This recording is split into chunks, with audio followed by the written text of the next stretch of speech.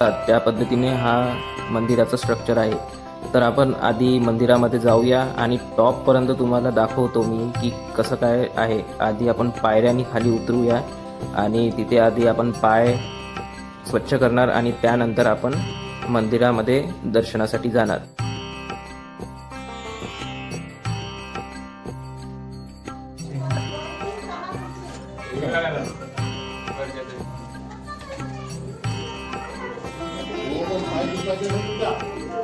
हे गिरिजापती भवानी